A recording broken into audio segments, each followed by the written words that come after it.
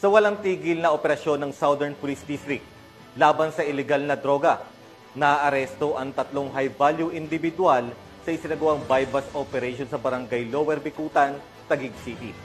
Patrolwoman Meritone Beba sa report. Kayo ay ating inuli sa paglabag sa Republic Act 9165 sa pagbebenta, pag-iingat ng pinagbabawal na gamot o shabu.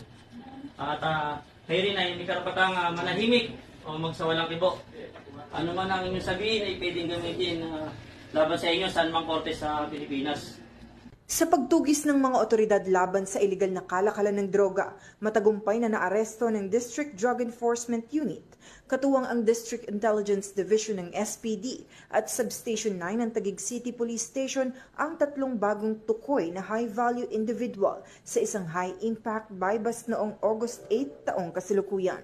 Pinangunahan ni Police Major Cecilio G. Thomas Jr. ang operasyon na isinagawa sa loob ng isang hotel sa Manuel Quezon Road, Barangay New Lower Bicutan, Taguig City. Ito ay pasado alas 7 ng gabi.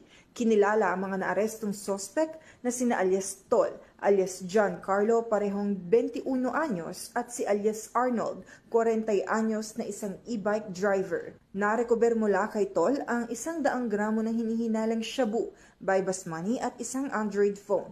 Samantala, kuha naman mula kina Giancarlo at Arnold ang tig 50 gramo ng illegal na droga. Umabot sa kabuang 200 grams ang nakumpiskang ipinagbabawal na gamot na may tinatayang halaga na 1,360,000 pesos.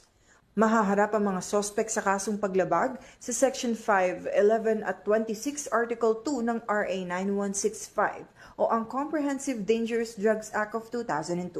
Pinuri naman ni Acting District Director SPD Police Brigadier General Randy E. Arceo ang mabilis na koordinasyon at mahusay na pagpapatupad ng operasyon. Ito ay isang malinaw na mensahe sa mga nagtutulak ng iligal na droga. Walang humpay ang pagtugis ng Southern Police District at walang kriminal na aktibidad ang makakalusot sa aming radar. Kasalukuyang nasa kustodiya na ng Taguig City Police Station ang mga naarestong sospek para sa nararapat na disposisyon at pagsampa ng kaukulang kaso. Mula dito sa Southern Police District, ako ang inyong PNN correspondent, Patrolwoman Meritone Beba, alagad ng batas, tagataguyod ng Bagitang Police.